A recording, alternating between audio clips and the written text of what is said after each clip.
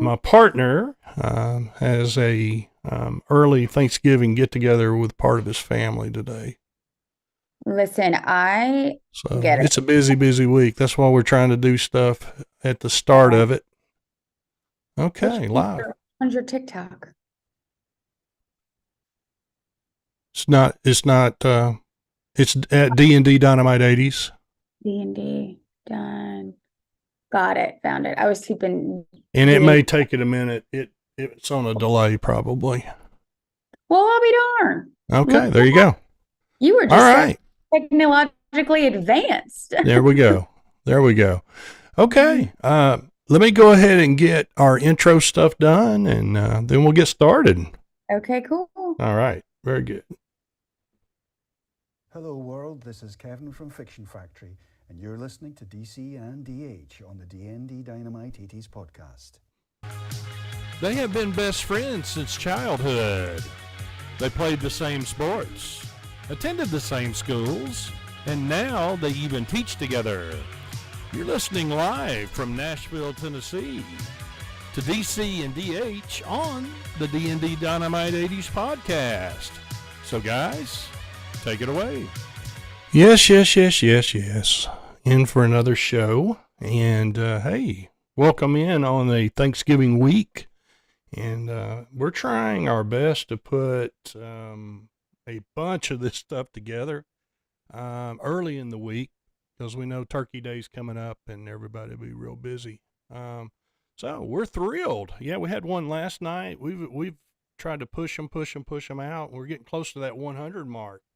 Meaghan Ooh. may be. She's right on, teetering right on that 100 mark. So I'll have to go back and recount, but she may have made that 100 for us. We'll see how that goes. We'll send her out a new car or something if that's the case. So anyway, yeah, we're thrilled. We're going to stay at home in our backyard today and go away from what we normally do, which is talk decade 80s stuff and have actors and actresses and musicians of the 80s and stuff that we've interviewed throughout and cool stuff. And we love to do some stuff a little different. So today's what we're going to do. So I am honored to have Meaghan Thomas. She is with WKRN News Channel 2 here in our hometown of Nashville or Nashville area. And she kind of gets me out the doors to get to school.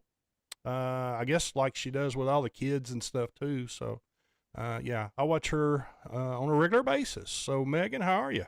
I'm doing good. We were talking about when to film this and kind of getting Mm-hmm. our schedules aligned, Mm-hmm. and the time had to be moved up, because, 7, 8 p.m. y'all's time is like 3 a.m. Late, time. I right? mean, Late, long gone by then. sleepy time for you. Yeah, Yes. that makes sense. Yeah. I mean, even 3 o'clock for me right now is like, if someone woke up at 7, that's someone's, almost 9 o'clock.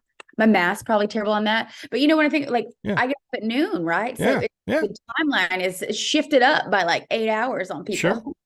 sure. That makes sense. Did the time change mess you up too? So typically I'm a fan of this time of year because it Yeah, gets dark yeah. so early, and I don't feel like so ashamed to go to bed at 7. Um, but honestly, I was actually loving the daylight longer. I Yeah, I I yeah, really do love that time of year. So this year I'm kind of in a limbo because I still want to be out and do things. And I think because I am so busy in the afternoons, I would rather it be lighter as opposed to, going dark at 4 o'clock. right.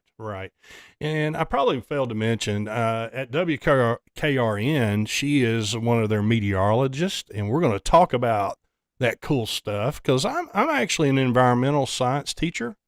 Oh, I love that. That makes So that's so kind of that much sense. intrigued me, and so I was happy that you jumped on and would do this with us. It's cool stuff.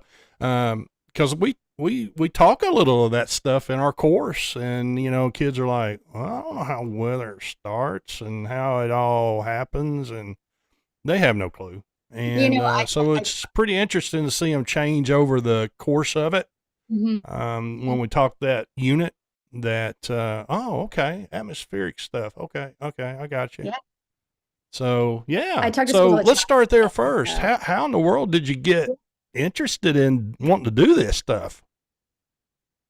So I came home one day and my mom and dad were like, hey, we got this free 7-day pass to space camp through my mom's work in Huntsville. Mind you, I grew up outside of Atlanta. And I was like, what is that? I've never heard of that. We had gone for like a field trip, I think back in the 5th grade. And then it all kind of clicked. Well, when I went for that whole week in the summer, I genuinely fell in love with science. Like I fell in love with the sun runs everything here on Earth. I found out so much fun information. And because the environment was so fun, I still have people I still speak to 20 plus years later that I met at space camp. Wow. And then once I figured out I really love the science, I actually started doing television when I was in the 8th grade. We had a television station in my middle school called WWPK. And, we brought you the morning news every morning. Today's lunch, we said, after school activities or X, Y, and Z. Sure. But it was so funny because it was taped on a VHS tape. Yep. And the prompter was a PowerPoint that we just like clicked through. But it was fun because I felt like I was, Katie Couric. September 11th happened, and when I was in 6th grade, and my mom worked for an airline, and she immediately had to come pick me up and take me home. And I think that's when I fell in love with the idea of television as well and storytelling. And so coming home and watching Katie Couric and Matt Lauer, for hours on end, sparked my interest in this being on TV thing. Yeah. And in high school, I continued with the TV route. I hosted The Zone, which was our sports thing. I have no idea about any of that stuff. I just winged whatever they told me to write or say, right? And then it wasn't until college when I went to, this isn't everybody's favorite thing in Tennessee, but I went to the University of Alabama. I thought that was correct. Yeah, that's what I was about to say.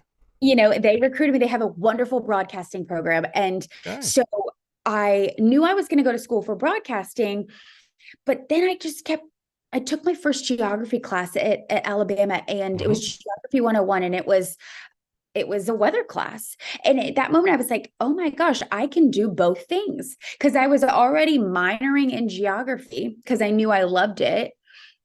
Why not double major? So I double majored in geography and telecommunications, and my actual specialization, climatologist. So I look at a bunch of data. I love data. Give me all of the information and I can find the trends. That stuff just sparks me. So long story short, it started at a very young age. And the love has grown ever since. Yeah. Now, I think the older I've gotten, like being on TV is, it's fun, but I think science is more fun. I got you. Yeah. The science part of it. Cool. Okay. All right. Makes sense. Yeah. Yeah. Kind of going into my next question about that. I know there's a lot of data and stuff that y'all have to study and prep. Here's what I'm never could figure out. Okay. They give us this 7-day or the 10-day outlook or whatever. How in the heck do they know it's going to be pinpoint right here? This is going to be, and I know when you shoot that out there to people, you're thinking, okay, that's going to probably change it because the Tennessee weather here is crazy anyway. So I bet it's a challenge. And I will say this and die on this hill. After day 3, we're guessing at that point. Not guessing. We have used our best estimated guess. Yeah. You know what I mean? Yeah, we've looked at all the model data. We have analyzed it. We also look at trends. So I'm obviously a climatologist and a trend gal. So if there is, something specific that happened earlier that week that may cause things to be a little different later in the week, or say this cool air is going to come in, but I know there's nothing really behind it that's going to help warm it up just enough. And it's so funny, my coworker Marcus and I, ever since he started, so he's a big weather nerd as well, we actually, I'll be like, so what do you think 59 tomorrow morning? I'll be like, well, I was going 62. I'm like, okay, we'll see. And, there are days where we go back and forth and we text, and I sent him this meme the other day that was like, you're like a nerd when you spend all afternoon to see if your weather forecast verified. You guessed right. If you were spot on. 1 degree is important to those of us who are in this field. And, we try to hit it within 2. That's kind of my goal every day. Yeah. But whether or not it happens, sometimes it is a humbling job. I have been 10 degrees off at times where, something happens and it doesn't come to fruition. The clouds don't clear quick enough. The wind doesn't pick up enough, but it's a fun job. It's a fun. I bet it is. Yeah. Well, and it's like, I guess, like your colleagues, they have to report all the news that's going on current, all the stuff that happens, and you never know when something major is going to happen or whatever. And it's kind of the same way in your work, on the weather part. I think that we have a better handle on, bigger events like the tornado. Prepping for them. Sure. Yeah. We can, so as far as like severe weather goes, in my mind, I'm not great at anything, but about 2 days out is kind of where we can really get the nitty gritty. And we can kind of fine tune the severe weather outlook. So for me, that severe weather is one of my favorite things to cover. Snow, I've only ever lived in the South, and Tennessee is the furthest north I've ever lived. So the snow really isn't something that I forecasted a lot. Right. But, living in Mississippi and Alabama for a total of almost 10, 12 years. 12 years. Wow. You get your fair share of tornadoes. And so I was able to learn from the best meteorologists in the country and, take what they say, learn from them, and kind of help pass it along. Yeah. Well, I know this. Do they call you? Let me back up. Let's say like for a doctor or, I don't know, homicide detective or whatever, they get a call at any time, 24. So does that kind of happen for you guys too? If something breaks? For sure. So we have this system here. My last station that I worked at, the chief kind of just worked 24/7, which is, wow, good. And like, he's an amazing meteorologist. He's one of the most talented people in the country. Everybody knows his name. But here, I think there's a little bit more of a work-life balance, which I genuinely appreciate. Yeah, sure. So, our chief, she will come in from noon to midnight, and we're from midnight to noon. Like if something were to happen, for example, like up at 12:20 this morning, texted her and said thoughts. She said, you can go back to sleep. Unfortunately, when we do that as mornings, we only can sleep for like another hour or 2, but you're already anxious that you're going to miss your alarm. So you don't really ever fall back asleep, which is fine. It's just part of the job. It's just part of the job.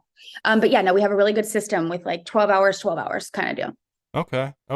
So to kind of build on that a little bit, kind of take me through like your process at work. Like, okay, I get up at this time. I got to be there at this time. I get on the computer and do all this prep work. How does the behind the scene part work, to get ready to be on with your smiling face like at the wee hours when we see you? I think sometimes people just think that someone's there doing it all for us. Someone's doing my makeup, doing my hair, picking out my clothes. That is not true. In some cases, that is true, like network. COVID really took that away from all the bigger networks. Networks are like your major ABC, CBS, Fox. Those are the ones that still have it. But, COVID, they cut cost and they got rid of all of that. I personally never had that, but where I've interned, like Atlanta, they used to have it. But I pick out my own clothes, pick out my own makeup, do my own hair. And, the science side of my job, I think a lot of people just assume that I'm a talking head. And that's not the case. There are definitely some cities where, yes, the meteorologist or the weather person that you see is not necessarily a meteorologist. And that's typically where you find your very non-active weather, right? Yeah, you have to be in the meteorology field, you get accredited, right? Oh yeah. So, I mean, you Okay. don't have to, but like I have an undergrad degree in broadcasting and geography, and then my master's degree is in geosciences with a specialization in broadcast meteorology. Okay.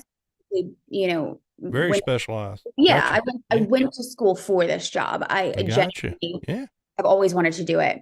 But my mornings and my evenings before I go to bed, I will always look at the weather for the next day. I use different computer programs. I look at different models. I have a rough forecast every day on my phone of what of the day ahead, or at least what the next 7 days are. Right. And once I get to work, I immediately walk it. Well, my alarm goes off at 2:40. Oh, wow. My next alarm goes off at 2:45. Then the next one at 2:55, and I better be up. Some days are slower than others. Some days I'm struggling to get there at 3:30. Supposed to be there at 3:15. Probably just shot myself in the foot. But as long as I get my work done, I feel like I'll be okay. And because let's get real, 15 minutes in the morning is important, especially right, it is. at 2:40 in the morning, you know. Right. And so I immediately get in. I've done my makeup already at home, and I get my hair done, or I do my hair at work, and then I immediately go to the computer at like 3:46. I'm sitting at the computer. I'm putting together just the rest of my graphics. I already have my forecast already done, so that really does help because forecasting in the morning is great. However, I don't really have that much time, and not much is going to change from the time I went to bed at 8 o'clock, 9 o'clock to 2 a.m., unless it was this big, massive thing. I usually look at currents right as I wake up to see what's going on. And then I will then put my show together. So I've kind of put this story together in my head, and what I was taught and what people and viewers have told me, they like what's happening now. So a lot of times people are tuning in every 15 minutes. So I may sound redundant to myself, but I got to give you the current conditions before you get out the door, before we start talking about the days ahead. There are some days that I do like to talk about the next day first, especially if it's going to have severe weather involved. So I will kind of hint at that because I want you to, really be prepared. Be prepared for the day, the next day. Sure. And I get the email every now and then from the person who's like, I was just looking, it took me 2 minutes to even hear you say like what temperature it is right now. Right. You can't please everyone. And that's the other thing I've learned. Oh gosh, no. Like you can't, it's impossible. You'll drive yourself crazy if you do. And so I put my show together, and then at 3:50, so 10 minutes later, 3:56, there is a little quick cut in, like 30. I think I have about 12 seconds, and then Marcus takes the last 10. And then at 3:59 and about 50 something seconds, we are all sitting at the desk, and the show starts at 4 a.m. I do about I'd say probably about 60 to 90 seconds worth of weather. Then from there, I immediately kind of just start checking emails, making sure I didn't miss anything from the night before. At 4:10, we have another hit that I talk. Then at 4:20, 4:18, 4:20, there's another 2 minutes that I talk. And then at 4:30, we do the same thing all over again. Same 3 hits in the show. But this time at 4:30, I immediately walk to the back of the building and I tape 8 different radio stations. So I do weather for 6 in Clarksville and 2 in Dixon.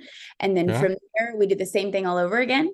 And at 5 o'clock, I go outside and do radio outside the studio for 2 different places for Mix 92.9 in town.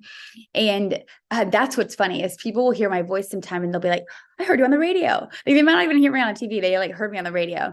And after 5, I then have to have a new weather article written before 6 o'clock. So I then have to clip the forecast. Jeez.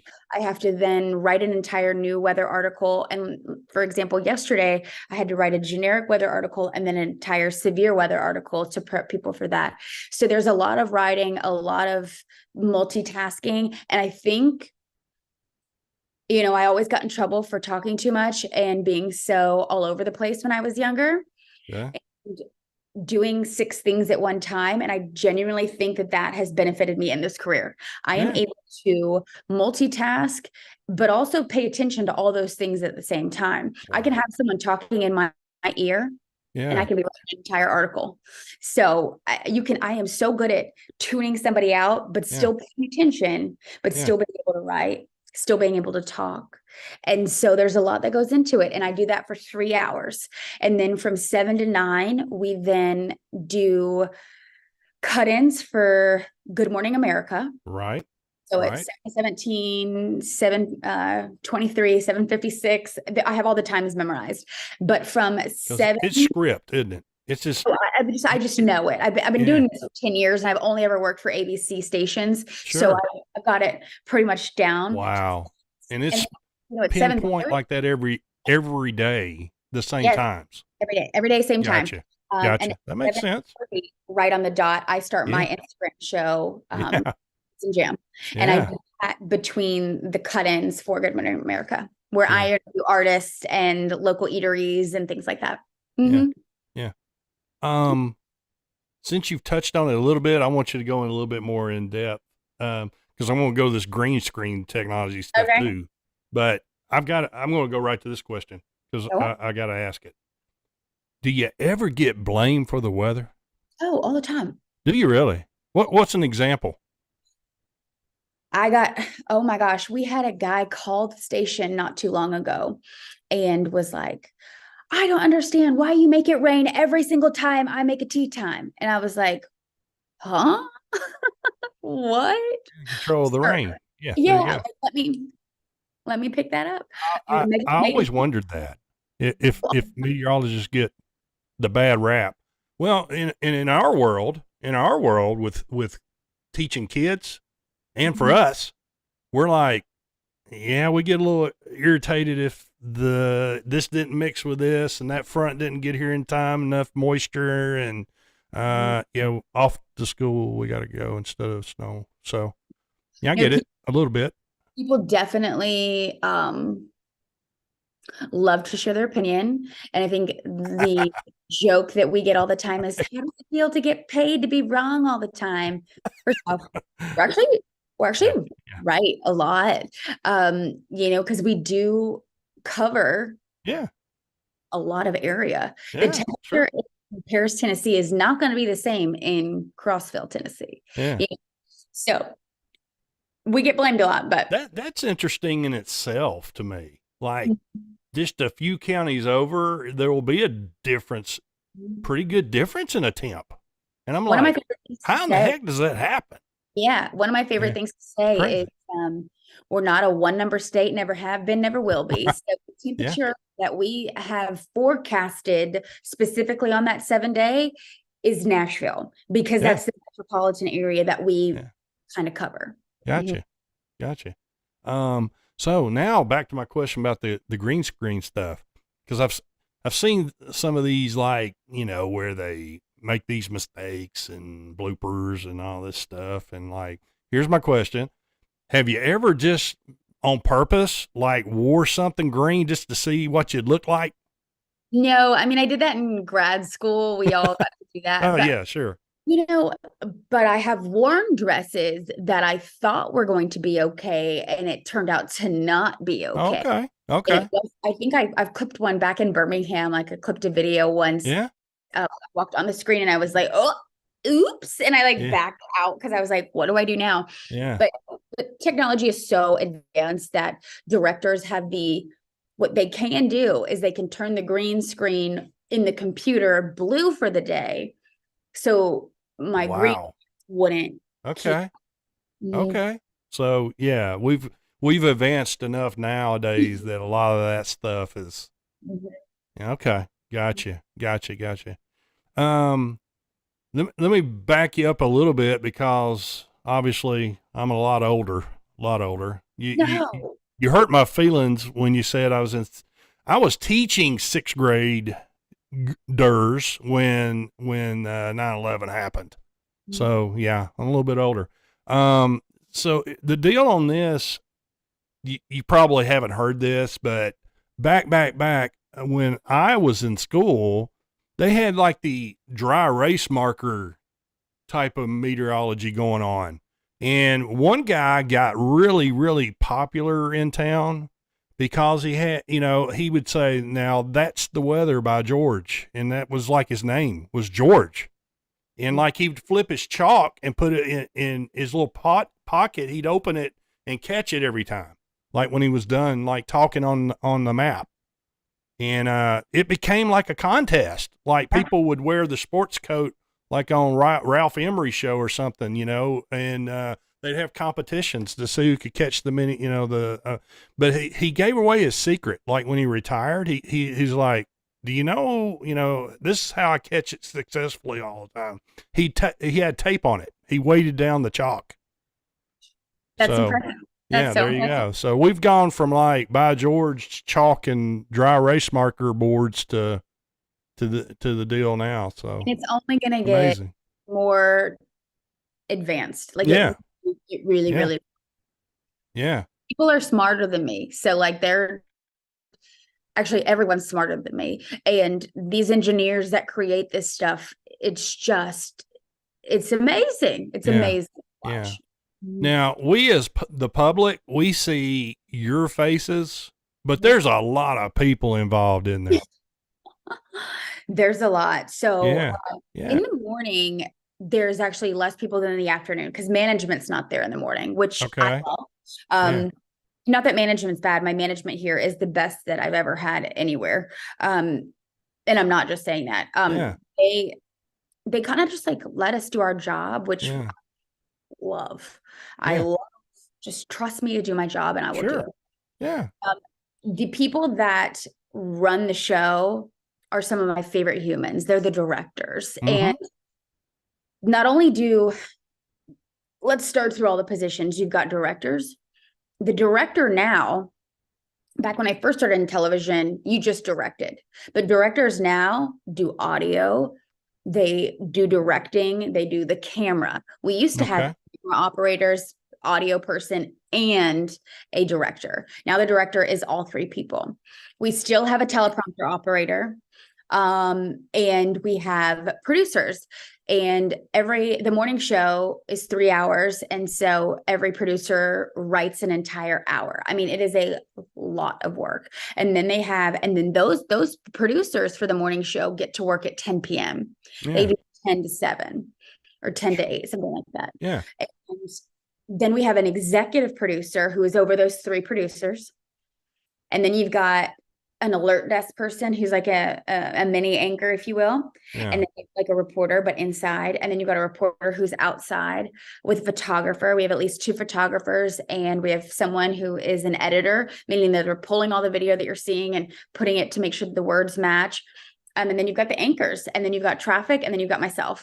I'm sure I'm missing somebody, but when I tell you that, we are quote unquote talking heads, like the people behind the scenes are the ones should get the praise because they absolutely deserve it. They're the gears. They're the gears that make the machine work. Yeah. We would not be able to do it without them. So to fall back on that just a second, like the director you were kind of explaining, is that the person that's in your ear, or is this or a producer or somebody else? Both. They both can talk to me. Typically the director and the producer are chatting back and forth with me. Gotcha. So they'll like give you the timeline of like coming up on a certain time or something, I guess is part of it. We also have this program that we can look at the rundown. So it would basically be, you've got all these different stories lined up. It's got the story start time. So say it starts right at 3:30 and it goes till 3:31 with 26 seconds. That producer has also timed the show perfectly to hit when all the commercial breaks have to hit, when the show ends. And for me, they can use me to where, okay, typically I get in the morning 2 minutes and 30 seconds to talk. Well, some days they may need to go 2 minutes and 46 seconds. Some days they may need to go, 2 minutes and 17 seconds. Wow. So they can kind of like fluctuate, but they just tell me in my ear, hey, 10 seconds left, 5 seconds, kind of, and like they get me to wrap. Yeah. Want to talk to you about doing cool stuff like CMA stuff and all that here in just a second. That was awesome seeing a bunch of that stuff on social media. And that's got to be a cool experience.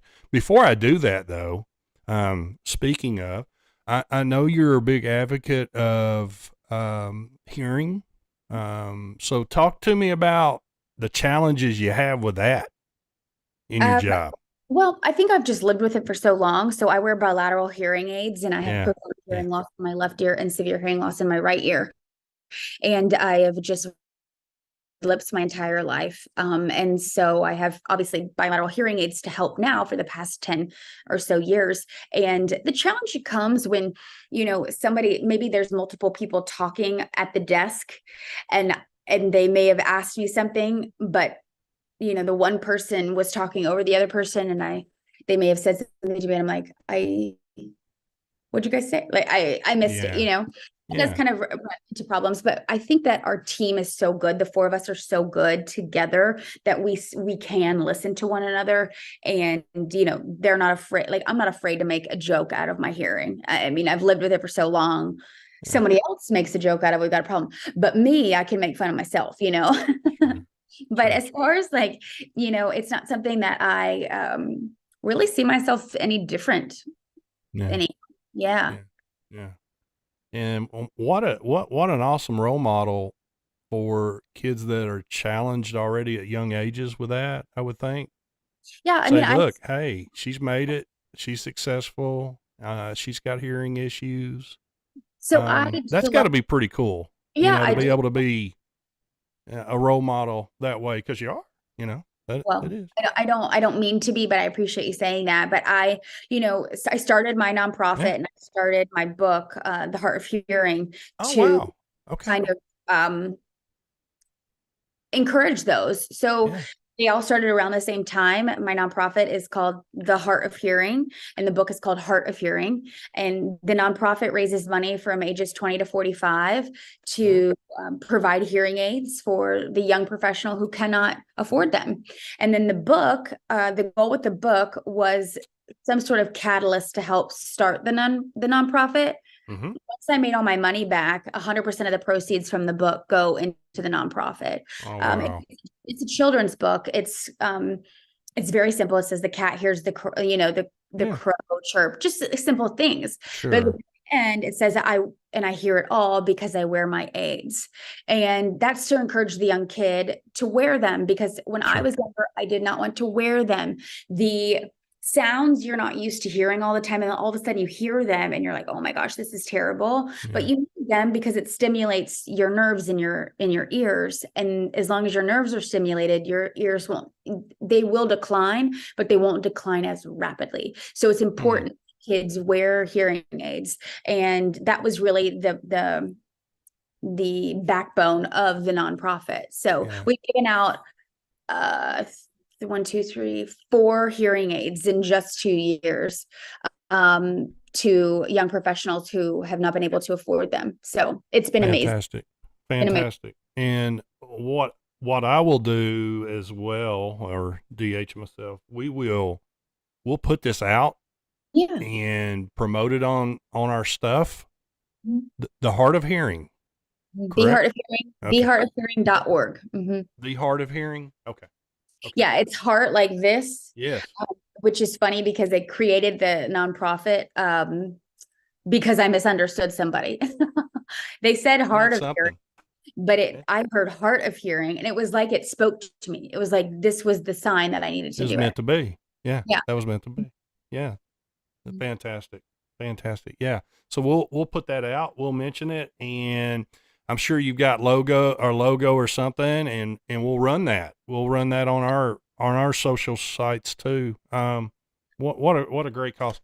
And here's the thing. I appreciate you doing what you're doing with that hearing, because here's one thing I think I've seen over years. I'm in year 31 of teaching. Yeah, 31. Here's where I've seen some stuff change for the good. There's been lots, but here's one. Even though we still have the problem of kids making fun of each other, I've seen some decline of that. Really? So I think because society's more open to things, maybe that's it. I don't know what some of it is, but my point is this. I think a lot of the younger kids would be reluctant to wear them because of being made fun of, and maybe that stigma, maybe and it needs to change. It needs to change. And I think that's why. So when I first posted this photo of me holding my hearing aids, it went viral overnight. Yep. And I was I got Good Morning America reached out to me. And yes, I remember that. Yep. Chatted with me. And I asked the lady, I said, I don't understand why this is a big deal. Genuinely, because my dad's worn hearing aids his whole life. Like, I come from a family who is hard of hearing. Okay. And so, when she was like, because there are not many people like you on television, young, and wear hearing aids. And I was a little taken aback. And I said, well, I have this dream. I have already written a children's book. I just don't know how to get it published. And I had this dream of starting a nonprofit, and I told her all about it. And she genuinely said on the other end of the phone, ride the wave and just do it. Figure it out. That afternoon, Google was my best friend, and we went to work, and truly, it was in motion within 48 hours. And there's people out there that are willing to help in some way, somehow. Just got to keep, it's like I definitely fronted it all. It's like what we do with kind of goofing around with this. For 3 years, where like we had the $5 little microphone that we plugged into a phone, and we did our first audio podcast and had fun with it, and said, well, let's do another one and another one and another one. And now we've met awesome people like yourself and so many people. And it's just cool. It's just a cool thing to kind of do as a side hobby and, have fun with it. And I get discouraged at times, like, okay, take time to write out this big invite and give all the background of what we do and who we are and all that, and never hear from nobody. And, but here's what I've done, kind of like what you're talking about. Well, heck, if you're going to turn me down, I'll ask 5 more or 10 more or 15 more just to spite you, just to kind of challenge myself to like, okay, that's okay. Listen, I get it. So I started Biscuits and Jam, my little Instagram podcast back in 2016. And it started off on Periscope, which was Twitter Live. Right. And then from Periscope to Facebook Live to Instagram Live to where you could save them and make it like a thing. And you could have people join in. Right. And, it wasn't until I moved here, I was randomly at a party of Nashville, my very first weekend here. And I met this guy, and I said, listen, he said he had just moved here from Paradise, California. And he just, was here about a week, same time I was like, oh my gosh, well, I do this podcast. It's about 20 minutes long. It's super short. I've always wanted to make it longer and bigger and better, but I've also always wanted to bring artists on. It started off as just me introducing music to people that like, I found just music on Spotify that maybe wasn't really heard of yet. And so I would just play it for people and liked it. Like, I was just helping people. I mean, I just genuinely love music. And so this guy, he was like, I said, listen, I've never gone live on Instagram with anybody before. I've always done it by myself. Can you be my guinea pig? He was like, sure, I would love the exposure, would love to do it. This man was Nate Smith, who just opened up for Thomas Rhett, who is now in concert with Morgan Wallen. One of my very first guests was Megan Maroney, who just took off. And I was cold DMing these people. Hi, my Yeah. name's Meaghan. I do this little podcast on Instagram every morning at 7:30. Would you be interested in doing it? I'd say probably about 60, 40, 60% of them were like, yeah, sure. Or here's my manager's email. Yeah. Sometimes when I got to the managers, I was like, I don't really feel like doing all that, but I will if it was someone I really wanted to talk to. Yeah. So Nate just got signed by Sony last year. A girl named Tara Kennedy, Yeah. she was one of my very first guests. And it's funny, my cousin, she works in the music industry, and she was like, Meaghan, these people will never forget what you did for them when they were nobodies. And so that's kind of, That's cool. I have the time, I will always make it work because someone has done that for me. Yeah. And, to me, do my dream. And it's so funny because last year at the CMAs, Nate walked by me and he looked at me and was like, we did it. Like, it's funny because we were both new 3 years ago. And I told him, I was like, I want to be on the CMAs interviewing artists. Like, this is what I want to do. Yeah.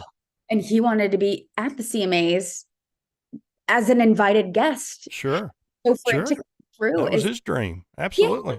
And it's just so crazy that and then this year he saw me again and he introduced me to his girlfriend, and he was like, she was a day one, like truly. We'd been in Nashville probably 48 hours. Oh, wow. And it's so crazy how life works. Yeah. Yeah. Talk to me about the CMA stuff, man. That looked very exciting.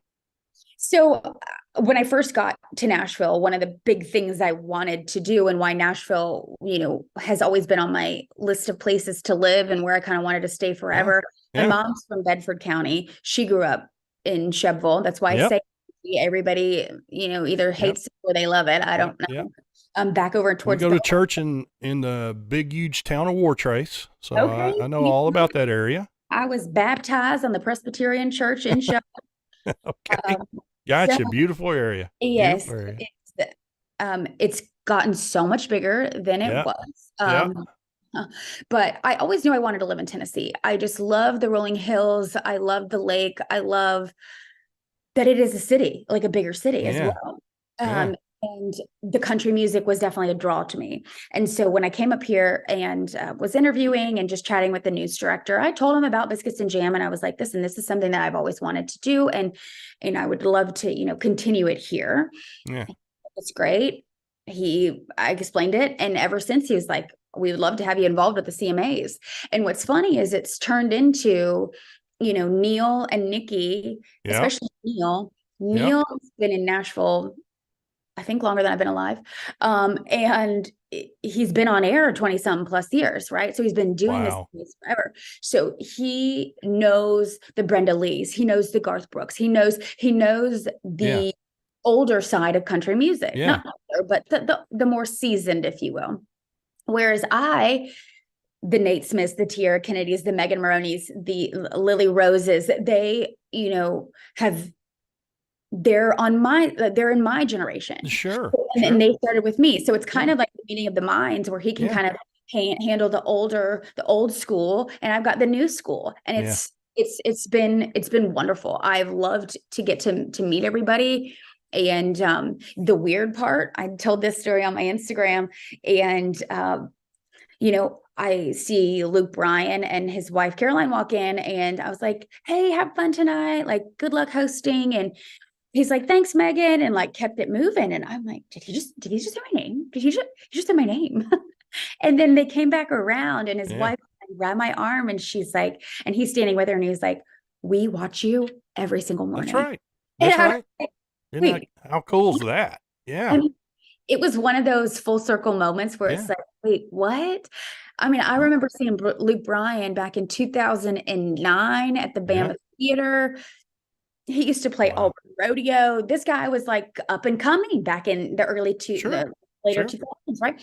And so, I mean, his career is insane. But for them to know my name was just one of those pinch me moments. Yeah. It's just so cool. And then I was like, that is neat.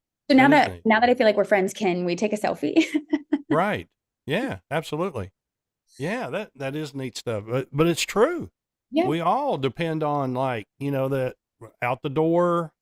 Do I need that jacket or whatever? Yeah, I would be willing to say that there's a lot more people than you ever thought Well, that watch on a regular basis. it's funny that you said this. So Yeah. I don't, it's happened more times than not, even at the CMAs, a couple, like Mickey Guyton and, Caitlin Bristow. It was funny because she walks up to me. She's like, hey, like she knew me. She was the old Bachelorette, if you're unfamiliar. Yeah. Okay. I remember hearing the name. Okay. I'm with you. I actually had passed her once in New York. I was landing in New York and she was getting off, and we did the same thing. She was like, oh, hey. And I was like, oh, hey. And I told her the story, and she was like, I was like, but we've never met. She was like, wait, so I don't know you? And I was like, no, you don't. I do follow everything you do. Love your podcast. And she was like, but then why is your face so familiar? And I said, well, I do the weather every single morning. And she was like, oh my gosh, I've been sitting here staring at you thinking like, that's my friend. Like I know her. Yeah, that's right. And it does happen. Like I get people in the grocery store all the time I that bet you do. Yeah. always say hello. And Sure. please, I hate it when someone is like, sends me a message later and it's like, I saw you today. I didn't want to say, hey, always say hello. You're never going to bother me. You're never going to bother me. Yeah. It doesn't. And it's so funny because I'm always like, I just do the weather on TV. It's just my job. It's funny. It's a job. It's a job. Yeah, it's a job. How cool. How cool. Well, I want to kind of end with this one. And it's kind of like and I appreciate you teaming up with me today because it feels like you're like in the DH's seat here. And we kind of think that way. So you led me in the same thing I was going to say. You kind of lead me down that path. So here it is. What do you really love about Nashville? Because you were kind of describing, hey, when I'm at the store, people were, so. It's not about, I love the people of Nashville. I feel like, I grew up outside of Atlanta, and Atlanta is not the Atlanta that I grew up in. Gotcha. I haven't lived at home since 2008. So it is a completely different city than where I grew up, right? Okay. Spent 10 years 4 years at the University of Alabama, 2 years at Mississippi State, 6 years back in Birmingham, Alabama. And to me, I thought, oh, I'm going to be there forever. I thought I was going to be in Birmingham forever. And, sometimes your wings have to fly and you got to go. And I knew the only other place I would go would be Nashville. Okay. Obviously, my uncle, I would visit him quite a bit. And it was in Murfreesboro and in Bell Buckle. And I live in Murfreesboro. Okay. And when he lived in Bell Buckle on my family's land, it was just like, moment where you're sitting on the front porch, the sun is setting, you just feel the crisp air, you see the trees, like it's just different.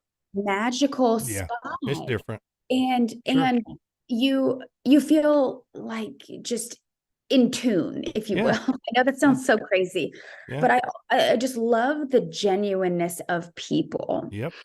I do love that it's a city. I mean, I know that, my family, my uncle hates that it's growing so much, right? But he's also like 78 and he's, over it. But I love that. I love that Nashville is growing. Murfreesboro, he lives there now along with all my cousins. I don't think they love that all the school things are going on and all that changes and all of that's moving and shaking. But because the city is growing, Nashville, Clarksville is growing. Mount Juliet is gotten bigger. Columbia, like all these little like not school districts, but all these little cities around Middle Tennessee are just booming. And it brings people to the state to be like, this is the best state. It is a beautiful state. The people are kind. The weather is great. I think we get all 4 seasons for the most part. I wouldn't really love winter. If we just got rid of winter, I think I'd be okay. But some people love it. Some people love it. So the people, the weather, the community, the hospitality. That's my. Yeah. You're not going to get that everywhere. Makes perfect sense. So very proud to have been born and raised here all my life in Tennessee, and very proud of that. good people here. You're a for sure. rarity. You're Yeah. a rarity. I'm trying to convince my mom and dad to retire. They've already retired, but I want them to like move up here. But That would be awesome. That would be it's fantastic. I know my uncle would be happy about it. My Yeah. cousins, it would just make the whole family move back to Tennessee. And I think Sure. that'd be on the list of things to do. Meaghan Thomas, we appreciate your time so much. If you can stay right there, I'll close it out with our sponsorship and all that, and let you get on with your night. It'll be your night. Yeah. Yeah. All right. Okay. DND Dynamite 80s would like to thank their sponsors: Hudson's Flags and More, PJG Marketing, and the Nesting Project of Smyrna, Tennessee. You can find all these great folks online. You most certainly can. And before you get out of here, just to put the little 80s spin on it a little bit, talk to me about like an 80s band or performer that you really like their music. Got any that you kind So of I was like? born in 1990. And so I get it. I get it. Michael Jackson stuff still around. Journey stuff still around. Okay, Michael Jackson's great. Janet Jackson's great. That whole, I'm sure that if I like could see a list of people that played, right. know their music. Sure. But early 2000s is what has my heart. Oh, I know it. I get it. Yeah. Hey, it's been a pleasure. The very best to you and to your family and all that great stuff. Well, Hope thanks, you have Michael. wonderful holidays, and we'll love seeing you on the show. I'll be there tomorrow morning. In fact, I'm there all week long. Okay. Enjoy your holidays and all that stuff. Guys, next week, we'll get back on our Wednesday night. We don't want to mess up Turkey Day, so we were doing our shows early in the week this week. But we're going to have Stephen Patello.